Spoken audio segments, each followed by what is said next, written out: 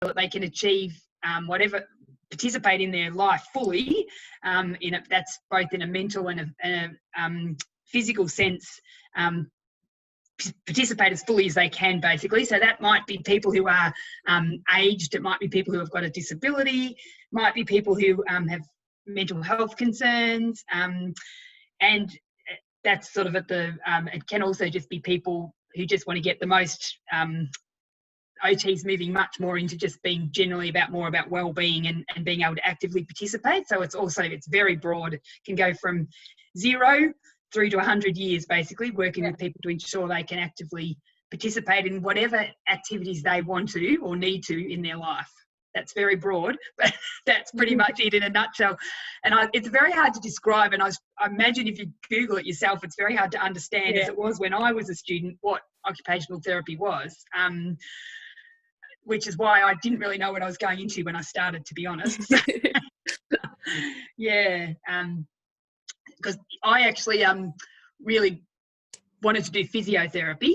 That was my goal. And so I'm old, so back in my day, there was only one physio and one OT course in Victoria, and then there was actually only 3 in Australia. So you could only do it in, 4, sorry. You could do it in Sydney, OT or physio or speech. You could do them in Sydney, Adelaide, Melbourne or Perth. They were the only places you could do it.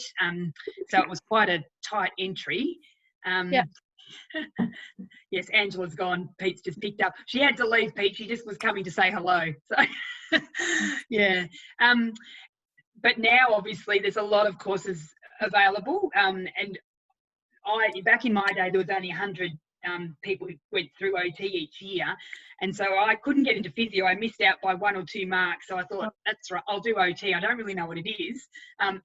But a lot of people I knew who wanted to do physio did OT, so I thought I'll give it a shot.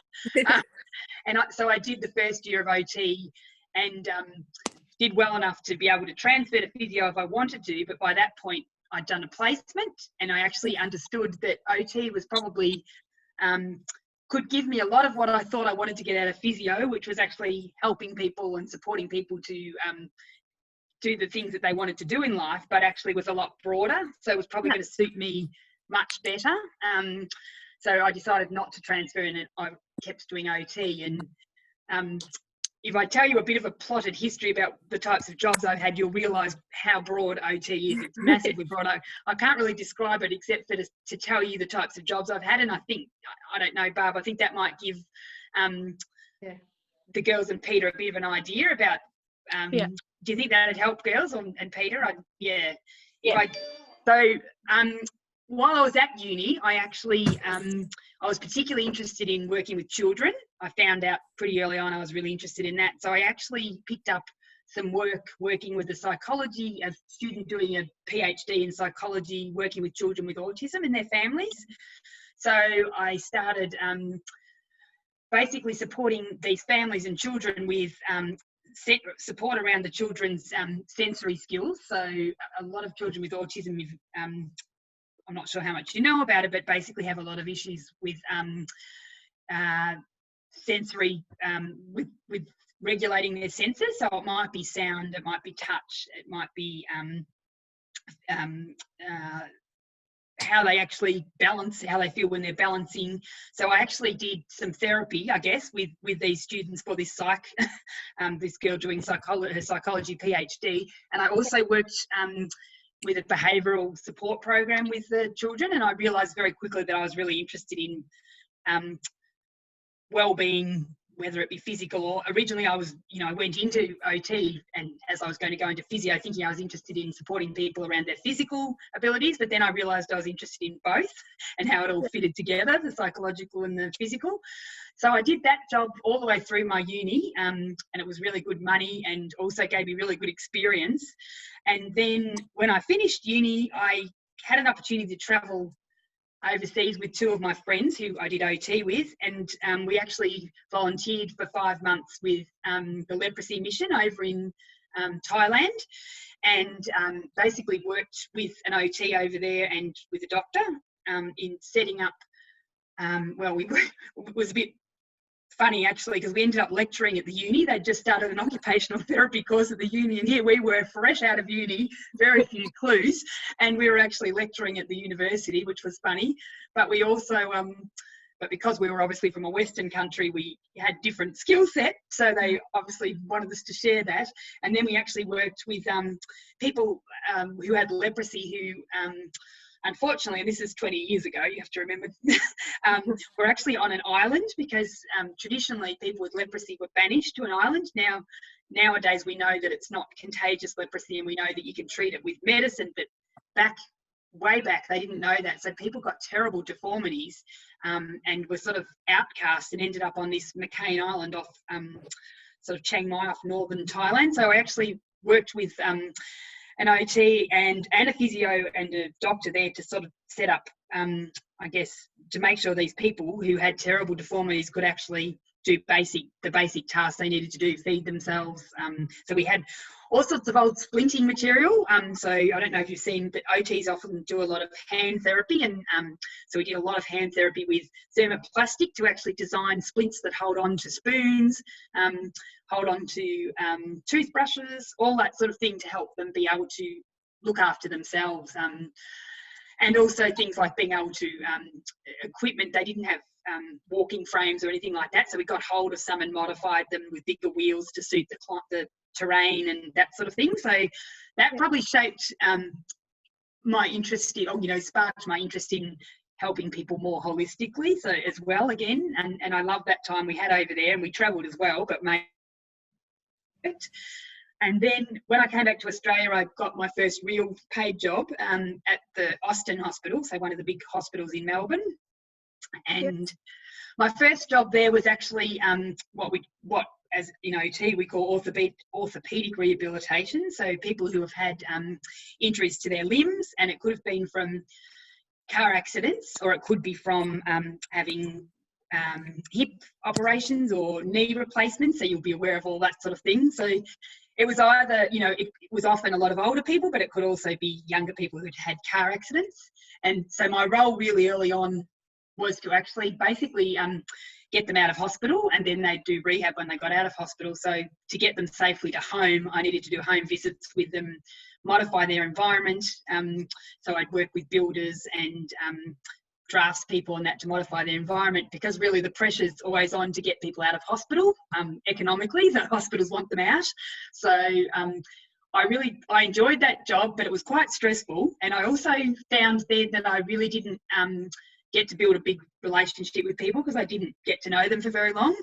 So then I had an opportunity to move sort of sideways into a fast stream rehabilitation hospital that was linked with the Austin, and I absolutely loved the job there. And I loved the fact that I worked in a multidisciplinary team with physios, nurses, speech pathologists, exercise physiologists, doctors. So that was really, I loved that job. And I did everything from, so I did a lot of fast stream rehabilitation with people who had car accidents. So in the first instance, that was making sure that they could, we worked with the physios to make sure they could do the basics of learning how to walk again and learning how to use their arms again and all that sort of thing. But then as time went on, we would get them back to their home again, and we'd modify their home. We'd also look at their work environment, and we often needed to modify their work environment so they could participate back in that again. And I've continued to do that. I've done quite a bit of that return to work even since I've come back to the country, because there's always a need for it in the country. So I've done a little bit of that on the side, and people often beg me through TAC, the Transport Accident Commission, or Work Cover, to do a return to work program with someone. So not so long ago did a return to work for a gentleman in Barham who was had an accident in the orchard and off a big high ladder, but wanted desperately to get back on the farm. So we modified his tractor, his mower, his whole house, so that he could participate again in the life that, to the best of his ability, that he, and even he had a musical instrument. We sort of looked at how we could modify that. I've also worked with children who have had car accidents and returning them, often with, I actually saw someone over sort of Birchip direction a few years ago, and helped them return to their life back over there. So after I worked at the fast stream rehab, but the other area that I had a big interest in was neurology. Again, working with physios and speech pathologists to work on their speech or their and speech and language and their physical skills, as well as just them participating in the rest of their life. I did a lot of hand therapy there as well. So, and at that point in time in my life, my dad had an accident and ended up a quadriplegic himself. So that plunged me into a completely different area of occupational therapy. I learned a lot about how you support people. My dad had a C5, so cervical vertebrae number 5. He had an injury there, so it was quite a high injury, which meant he only had movement basically from his shoulders down. So again, we did a lot of problem solving together with Dad. He was pretty amazing. He couldn't walk. He was in a wheelchair. He was determined to have a manual wheelchair, but couldn't push it far. And as he was a farmer and we had a farm, he wanted to get out on the farm, so he had an electric we modified the whole house and everything, but also helping Dad learn how to, I remember him ringing me one day and saying, I can feed myself soup, you know. We'd actually developed some, we'd done some hand therapy and developed some prostheses that basically meant he could feed himself soup by actually only lifting his arm. So I loved that part of occupational therapy. This is the thing I love so much about it. It just became, I've tried a bit of everything. I also loved the work I did with younger people who had multiple sclerosis and other neurological conditions like that, and helping them to be able to achieve what they wanted to in everyday life. So I also did that in that job. And then I decided I really wanted to, I was still doing a bit of paediatrics on the side. So I was working 4 days a week doing the that rehab, and then I did 1 day a week doing the paediatrics, but I decided I wanted to do that fully. So we moved to Tasmania, and I worked at a place, because I was particularly interested in autism. I worked at a place for children with autism spectrum disorder, and with a whole multidisciplinary team again, which was fantastic, and also setting up an outreach program for all of the schools in Tasmania. So I did that for 2 years. Absolutely loved that too. And then I came, Brett decided he might like to come back to the farm, and I thought that sounded like an okay idea. So I actually got a job at Noah's Ark, which is early intervention again, in Kerrang and Swan Hill. And yeah, so since then I worked at Noah's Ark for all the way through having children on and off, doing, so basically supporting children birth to 8 years and their families who have a delay or a disability. So often again, it would be teaching kids to roll if they hadn't reached that milestone, or walk, doing some, often with vision impaired children, all sorts of things really. So I did that for a long time across the whole of the Loddon Mallee. Actually, I worked in Bendigo as well, because then when I was working part-time after I had children, I found that that's when I moved more into the management side of things, because I realised that I could have quite a bigger impact with less time by actually supporting other staff members. And so I did a lot of mentoring and professional development work.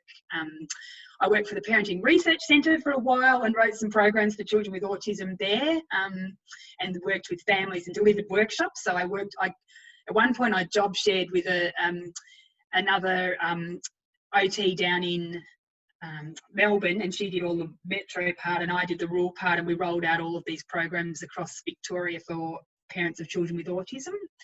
And so I delivered some of them, and otherwise I'd train other people to deliver them locally. So I did that, and then I worked for in a program called Communities for Children, which it sounds like I've done a lot of things, doesn't it? But I am old. So, so the Communities for Children work was also with Noah's Ark, but it was just a branch of basically making sure that children around the whole Bendigo area could get access to all the services and support they needed. So, and then I decided I wanted to come back towards home again, and there was this great opportunity to set up a program called Strong Families, Strong Children, in Loddon area, which hopefully you've heard of, but you may not have heard of it. So we basically support children birth to 8 in the Loddon area, and now the Bull Oak area. We've got some funding to do that too now, to to get the services and supports and their parents to get the services and supports they need, and to support the community to help them as well. So whether that be the early years community or the broader community. And so then I moved from that into being the executive officer, which sounds like, I think one of the questions that someone had was, what's the difference between what I do now and being an OT? And I'm still an OT. I think you're always an OT, because you take those skills that you learn early on, those problem solving skills, those ability to analyse a situation and never have 2 days the same, never have two problems the same. I think you take that wherever you go. So I still think OT's held me in good stead across that plethora of jobs I've just described to you. I'll stop talking and see if you've got any questions after that big dump. Gosh, it's a really varied pathway, isn't it? You've tried lots of different jobs in different areas, Jane. Mm-hmm. I've got a question about, does an OT always work at a hospital? Like you've mentioned Noah's Ark and the autism organisation that you worked for when you're in Tasmania, and you also mentioned some private work that you did more recently. So does an OT, can an OT work as their own private consultant, I guess, as well, or is it working just in a hospital? Yeah, definitely, Barb. And more OTs do private practice. So, and sometimes they'll do that with a speech pathologist and a physio or podiatrist, and other times they'll do it on their own. And sometimes they'll specialise in working with children, and other times they'll specialise, you'll see private practice hand therapists. There's a lot of those around as well. There's quite a lot around Bendigo.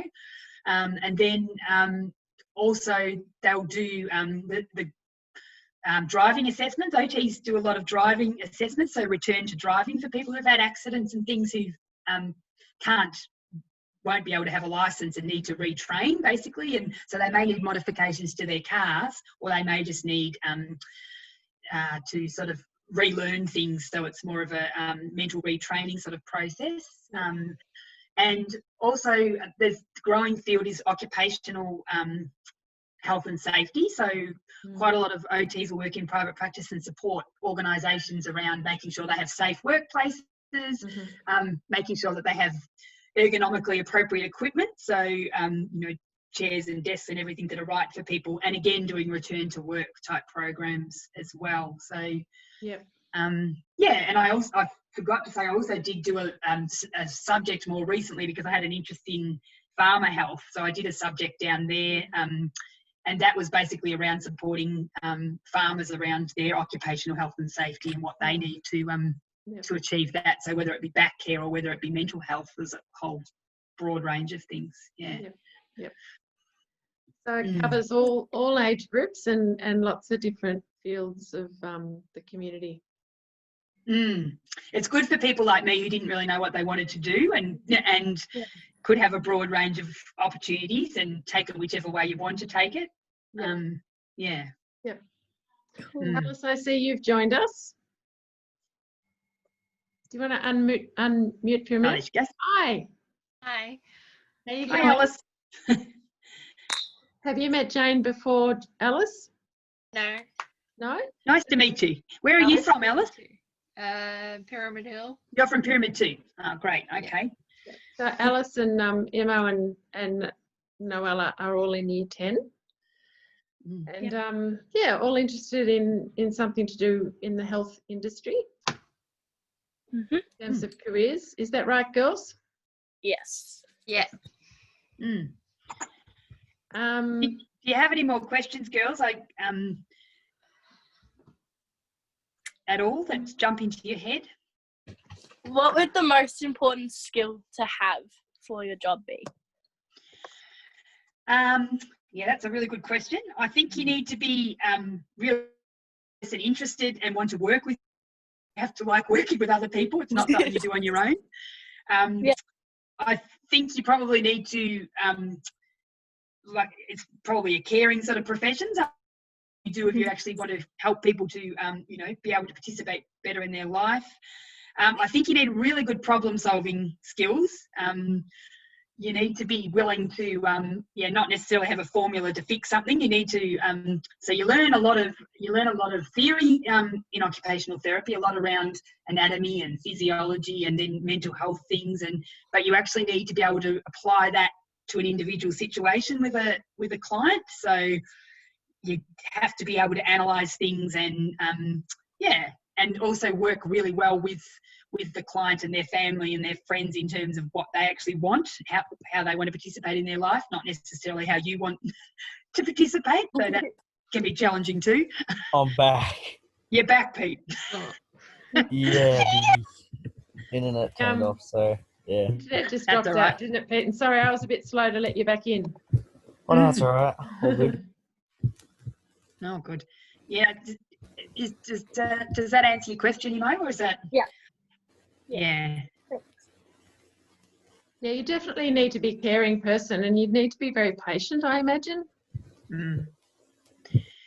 Yes, patience, very true, Barb. I think that's another one that you do need because, obviously rehabilitation takes time. So yeah, and also working as part of a team, I think, all the team meetings that you have and bringing everybody's so you probably skills need good together. communication skills and and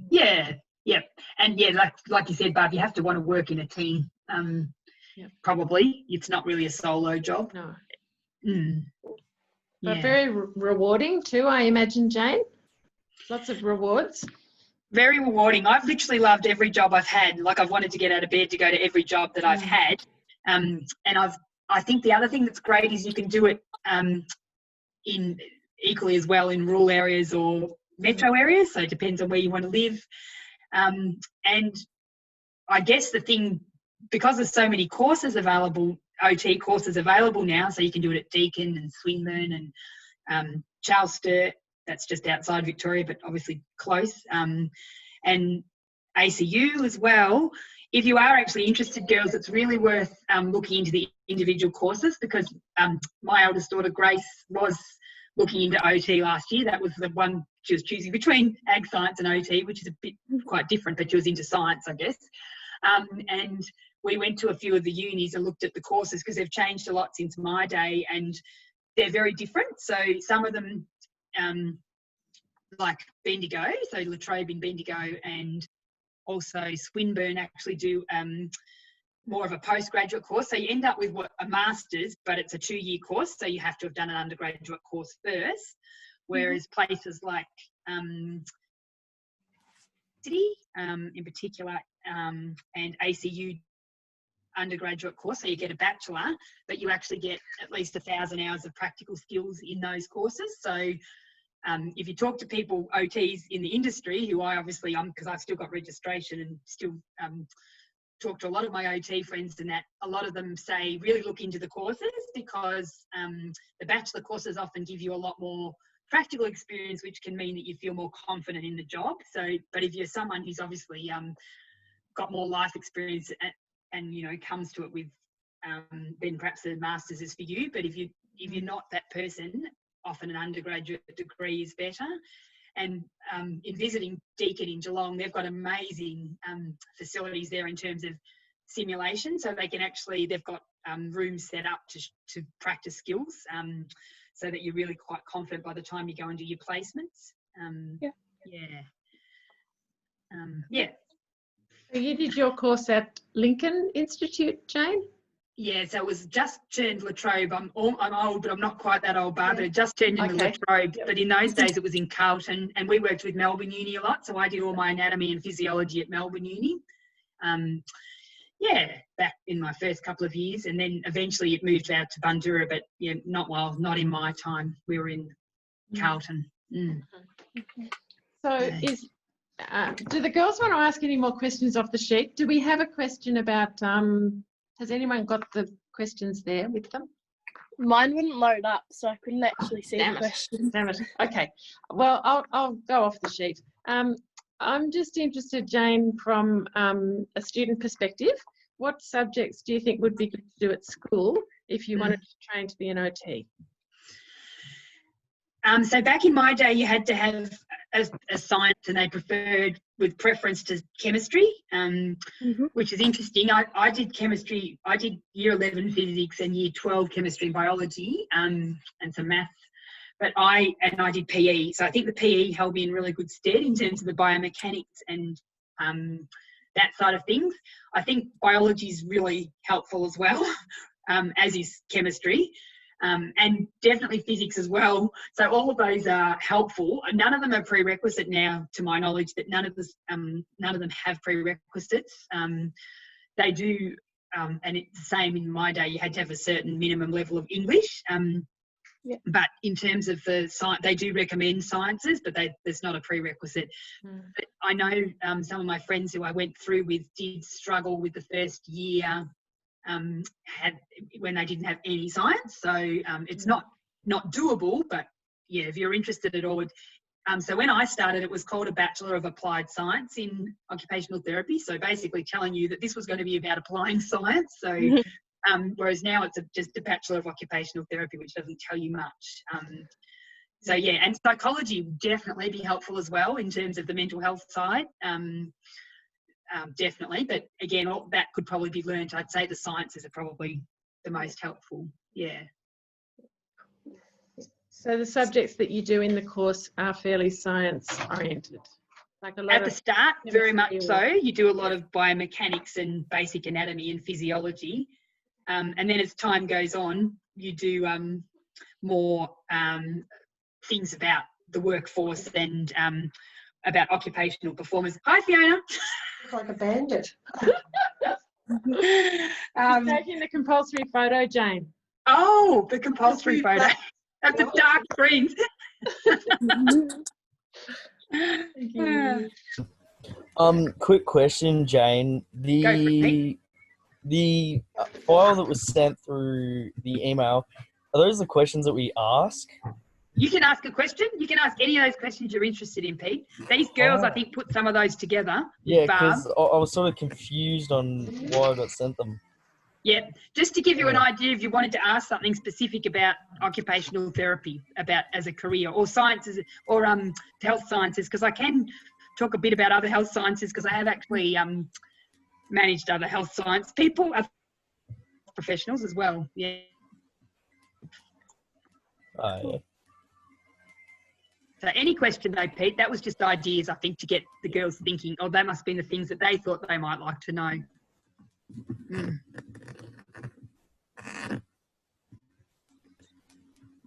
I'm just thinking it's a bit hard now, girls, this year, obviously not being able to do go to open days and things, but the online open days might be a good opportunity this year to actually see a little bit online without actually having to do a trip to Melbourne or Geelong or Bendigo or wherever. So that could be a good option too if you're interested. Yep. I've been pestering all the kids here to get onto those webinars, all the Deakin ones and the La Trobe ones that we had a few weeks ago. And there's an open day I know coming up for Deakin. Well, I was really impressed with the Deakin course. Yeah. Yeah, so lots of exploring to do, girls, if that's the sort of area you're interested in. And Pete? Yeah, and what I'd say is don't hesitate to talk to people who are working in that area and email or call me. I'm happy to take questions at any time if you still consider, if you're still interested as time goes on, because it's really, you need to ask specific questions. It's very hard otherwise to actually understand what you'll end up doing. Yeah. And at those open days, you actually get to meet some of the lecturers and the tutors. And if you get a good feel for it, you know that might be something you're interested in. And if you don't get a good feel for it, you know that that's not for you. One that I was just reading up on, it's one of the questions. What different roles have you had since becoming an OT? Oh, lots, Pete. I think you might have missed out on some of mine, but I've worked in hospitals, and I've worked in schools and early interventions, so supporting children birth to 8 years who have got delays or disabilities. And where else have I worked? The girls might be able to tell you better than I've worked in a lot of different places. I feel like when I actually started listing them, Imogen, I thought, my goodness, I haven't I really have basically stayed in the one area. Yeah. For a long time, I've done a lot of paediatrics, but because if you're in a rural area, you tend to pick up other opportunities. So that's why I've picked up a bit of the. So I've done a lot of return to work programs for people as well who might have had injuries, accidents. So through the Transport Accident Commission or work cover. I had one a few years ago who was a truck driver. He had a stroke while he was driving his truck, and so he was left a paraplegic. So we redesigned his house and again looked at the things that were going to make he couldn't be a truck driver anymore because of his level of injuries. So we looked at what he was going to be able to do and helped him explore those things, and re-looked at all of his house and supported his family, I guess, around decisions. Yeah, so I've done lots of different things, but basically all around working with people to achieve whatever it is that they want to achieve with their physical and mental abilities. So, It's awesome. Another one I had to ask. Well, I wanted to ask. Why did you want to become an OT? Yeah, really good question. Really good question. And I did. Because I wanted to do something, I was interested in science too, and I was interested in health sciences specifically, and I did want to be a physio really quite desperately, and just missed out and ended up doing OT and then deciding I'd rather do OT, so even though I could have transferred back to physio. So yeah, it was really because I wanted to be able to help people, but as I said, I didn't really know what OT was because it's a bit of an unusual you speak to one OT and they tell you what they do. That's not really what occupational therapy is. That's just one situation. Whereas, for example, something like physio and speech are probably a little bit clearer, not quite as broad as something like occupational therapy. It's very broad. So you really do need to speak to a lot of different OTs if you want to understand, or someone like me who's done a lot of different things to understand what the opportunities are in OT. Yeah. Got lots of action there, Barb. Yeah, there's a lot going on. Yeah, it's interesting, the comparison between physio and OT. A lot of kids I speak to really, really want to do physio like you did when you were at school too, Jane, because it's sort of a bit of a glorified profession. Do you agree, Noella and Alice and Imo, that a lot of kids want to do physio because they think it's going to be working with sporty people and, you know, it'll be really cool? Whereas is that? I think that's why I wanted to do it too, to be honest. I think that's what I originally wanted to do it for. Yeah. Whereas I think, and I often say to kids, you're going to be in a room with a body on a table, you know, every day, all day, and it might, you know, just be a bit restricting if you're just in a room doing the same thing day in, day out. Whereas if you're doing, and I know physio can be varied and you can work in different fields of physio as well. But with OT, from what you're saying, Jane, it seems like it's, you know, the whole world's your oyster. There's heaps of different areas you can work in. Yeah, and that's why I decided, I think at the end of the first year, Barb, to stay with occupational therapy, because I realised that it was going to, I still hadn't quite worked out exactly what I wanted to do, but I perhaps realised that just doing physical rehabilitation as a physio probably wasn't going to be as satisfying to me in the long run, and that I really wanted to do something. I wanted to have more opportunities to explore. And OTs, I mean, all the jobs I've had, you can hear that I've actually had lots of different opportunities. And as an OT, you can choose to sort of specialise in a particular area, or you can actually stay quite broad too. And but you so still, Sorry, I was just going to say, is it hard to transfer from one area of OT to another? There's always things to learn. There's actually a lot of theory in occupational therapy that you do in your course that you don't really necessarily consolidate and understand until you work in that area. So you might, the great thing about, and I was lucky, I did one of the courses where you get a lot of prac. So I also did a lot of prac at the end of first year, second year, and then you do 2 9-week placements in third. So you do more than half the year in third year and most of the year in fourth year as prac. So because of that, and I got a great range of different pracs, I actually probably got to see all the different opportunities, and I also probably got to learn that there's a lot of transferable skills that you have, but you don't actually know you have them until you try it. So you've actually got to be, again, it's that good problem solving, that good Communication. willingness to be innovative. There's a lot of OTs actually even work in designing new equipment for people and things like that as well. So there'll be a problem and they'll solve it with a team of engineers and mechanics or whoever is needed to solve a problem. But an OT will be the one who helps with the problem solving because they understand, I guess, the human biomechanics and the mental health sort of side of it. Yeah. Cool. Yeah. Sounds great. Yeah. I wish I'd You're done going to transfer a new career, but it. What are you it's thinking, 4 years, but Noella? anyway. Are you still there, Noella? She's on mute, I think. She's gone. Alice, what are you Oh, thinking? no, here she comes. She's coming.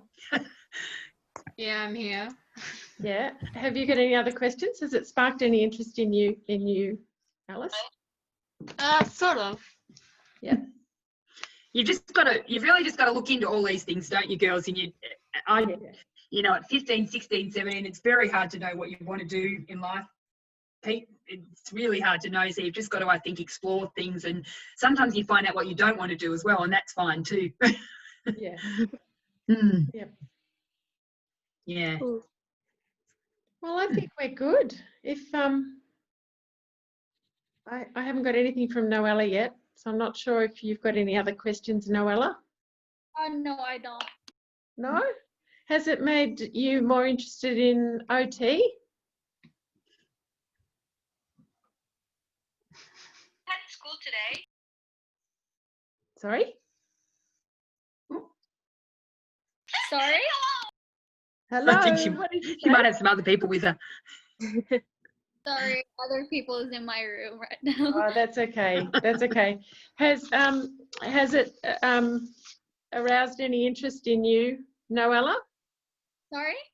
Has it brought up any ideas for you to explore OT a bit more in the future? Yes. Yes? Yes.